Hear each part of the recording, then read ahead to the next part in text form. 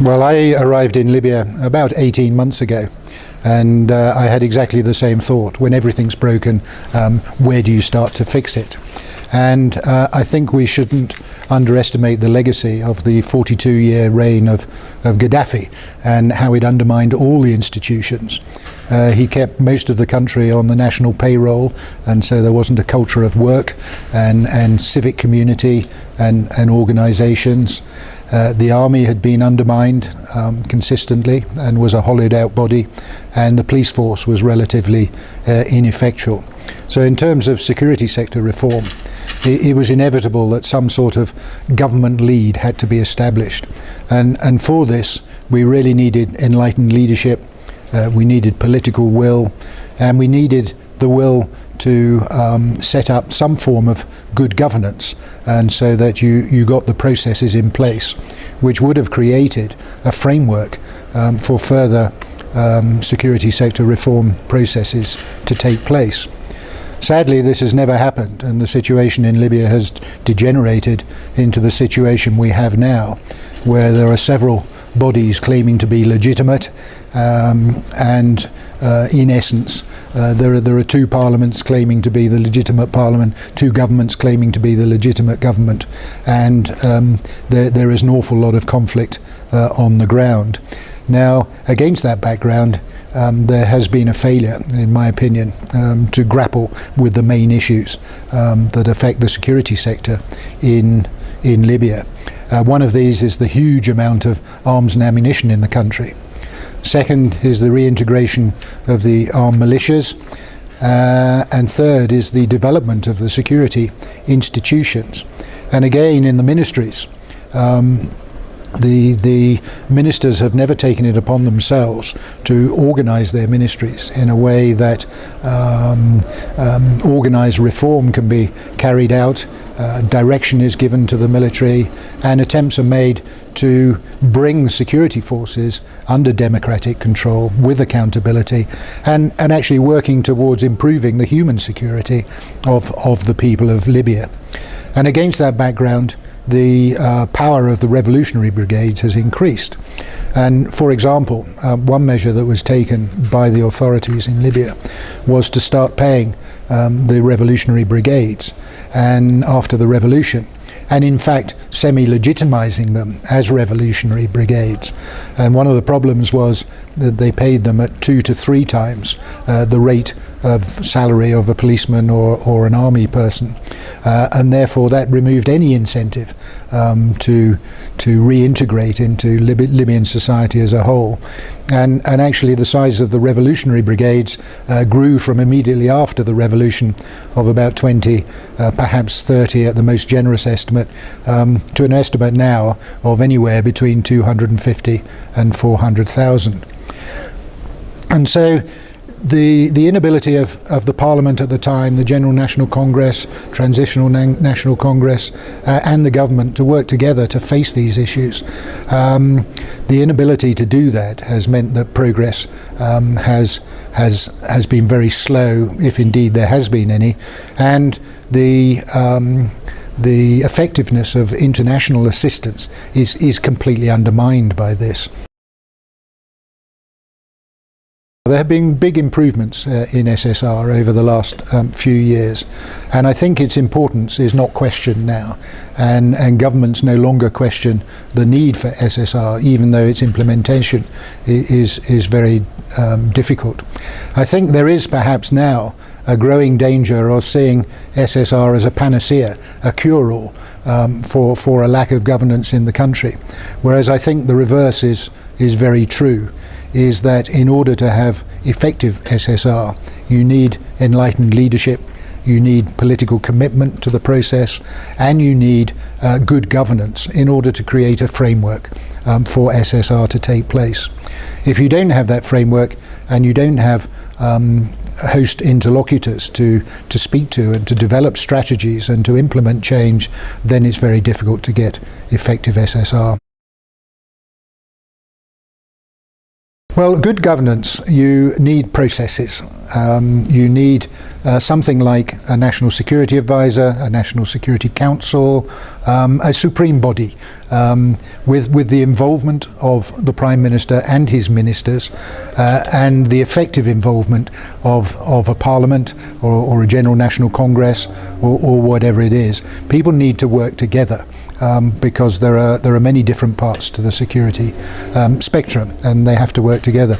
But above all, a national strategy needs to be devised, and then that strategy needs to be financed properly, and ministers need to be involved in the process and held to account for carrying out plans and strategies that have been approved by a National Security Council. So good governance means that you need enlightened leadership where you are governing for the people, and you need to produce the processes that serve the people, and therefore ministries need to work. And for example, I've spoken to the Prime Minister myself and said, look, if you want reform of the army, rather than trying to get an outside person to do it, why don't you turn around to the Minister of Defence and say, look, Minister of Defence, I want some plans for your reform of the army, and put those forward, and then we'll discuss it at a national level. We will discuss it with the Parliament, and then we will see how we take this forward.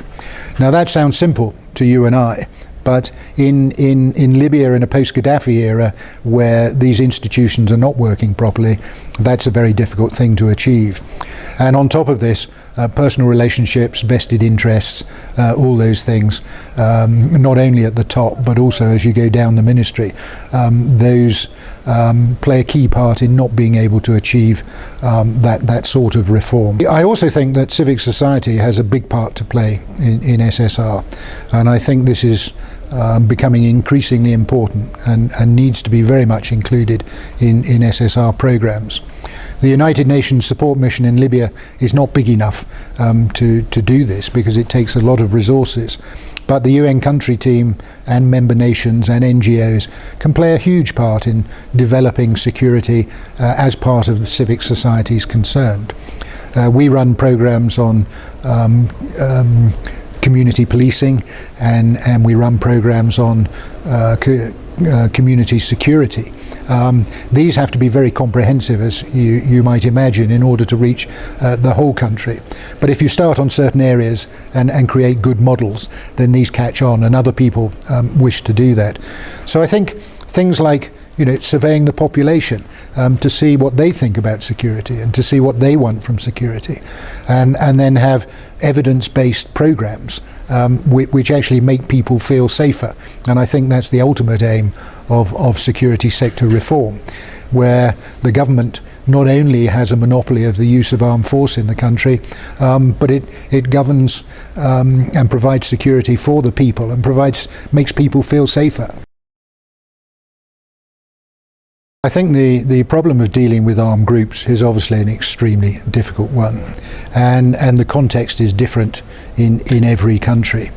I think an opportunity was missed at the end of the revolution, when the armed groups, revolutionary brigades in Libya only numbered 20, perhaps 20,000. Now it's become a growth industry, and there is anywhere from 250 to 400,000. This number has been largely created by the government's decision to pay the revolutionary brigades at a rate 2 or 3 times that of the police or the army, and so naturally the numbers in the revolutionary brigades has increased exponentially. Once they've got to this stage, it's very difficult to deal with them. But one of the things that's never happened is the government has never established a body to deal with what we call DDR, disarmament, demobilisation and reintegration, and to carry on a dialogue in any meaningful and organised way with the revolutionary brigades. And unusually, I think, in revolutions, in my experience, the government tended to be from the elite areas of Libya, and many of them had been outside the country for a long period of time. And so the leaders of the revolution didn't automatically become the leaders of the government post-revolution, and therefore sat on the outside. And I think this was a mistake, and a key part of any sort of program would have been to engage the revolutionary leaders and get them involved in government and in civic society, and in essence to persuade them to be part of the solution rather than being part of the problem. So I mentioned that the government was paying the revolutionary brigades, and ironically in the current conflict both sides are being paid by the government, which seems amazing. But in return for that, reintegration could have been demanded at the time. It's very difficult to do that now. And with the state of the Libyan economy, which is heavily reliant on oil, and a very high proportion of the population actually on the state payroll, what do you reintegrate revolutionaries into? So my answer to the question, what can be done, is you have to have a dialogue. And you have to talk to the revolutionary brigades at all levels, and then based on that evidence and based on their wishes and based on the strategy of the government, you need to determine ways of integrating where they wish to integrate into Libyan society, into Libyan government structures, into the Libyan army, into the Libyan police. That's a painful process, and it's not guaranteed to work, and not everybody will be happy to it.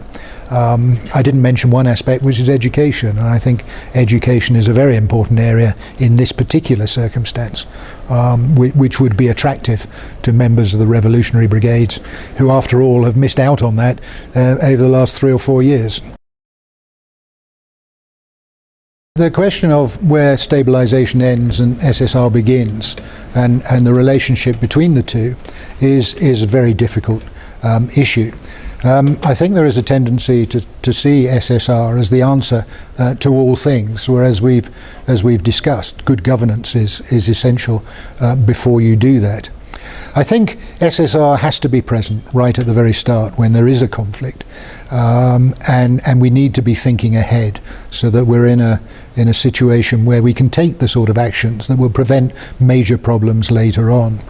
And also SSR could play a useful part in helping people reach ceasefires, negotiate ceasefires, perhaps a peace agreement where SSR measures could be included in the peace agreement. So there is very much a need to include SSR at a senior level in political negotiations that are trying to achieve stability in a country. I firmly believe that SSR is at heart a political process, and people need technical skills in SSR, but they need to have the ability to operate at a very senior level with governments, with ministers, with ambassadors.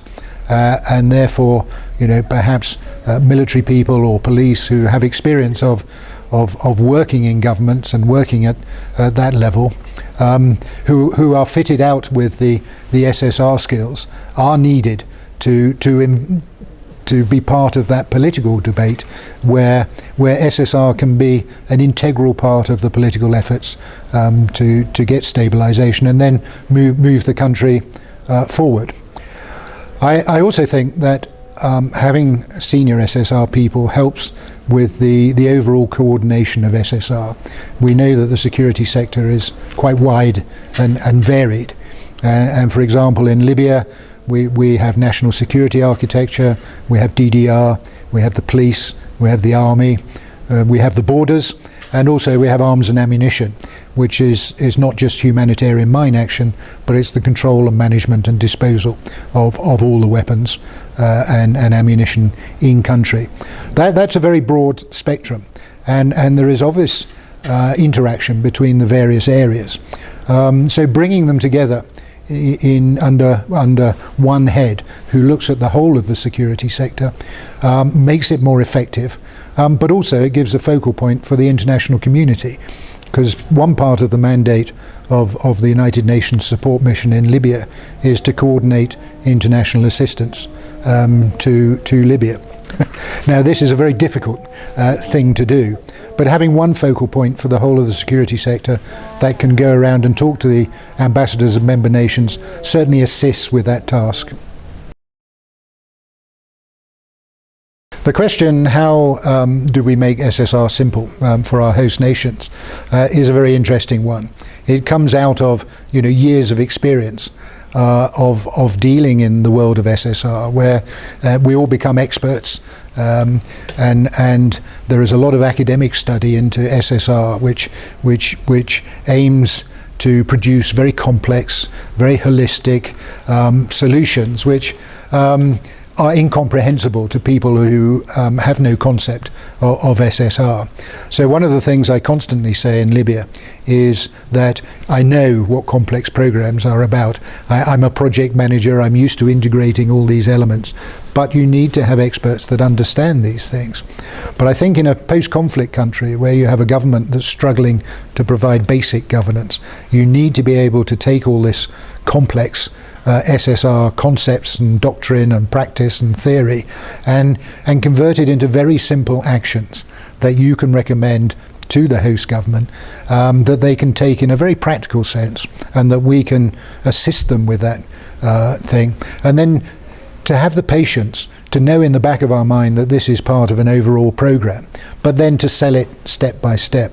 And you also need to be able to persuade the authorities in the host nation that it's in their interest to do that, to do the things that you're recommending.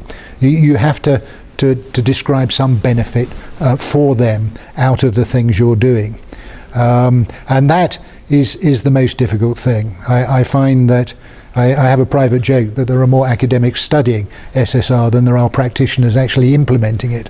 And I think all the progress we've made has been excellent, but we still face the most difficult challenge, in my opinion, which is actually implementing it on the ground and persuading host countries that it's in their interests to adopt SSR programs and to improve the security and safety of the people.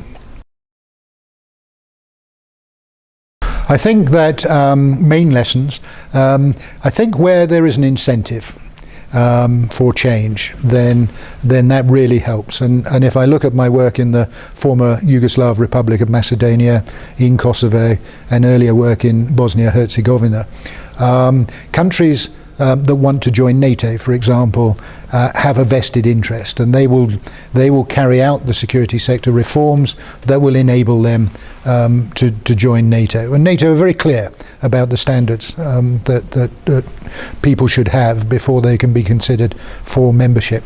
So an incentive is a good thing. And if you haven't got a positive incentive like that, then at the very least, international pressure to conform to international norms, and not actually giving international assistance freely. There should be some sort of negotiated compact whereby there are responsibilities on both sides to carry things out. International assistance has been given freely without any conditions at all, and without any conditionality, without any returning sort of sense of organisation from the Libyan authorities. So it's at this level we have to get it right. I think train and equip programs are technically difficult, but they're relatively straightforward by comparison with the political machinery that one needs. And I think the main lesson is it's at that level.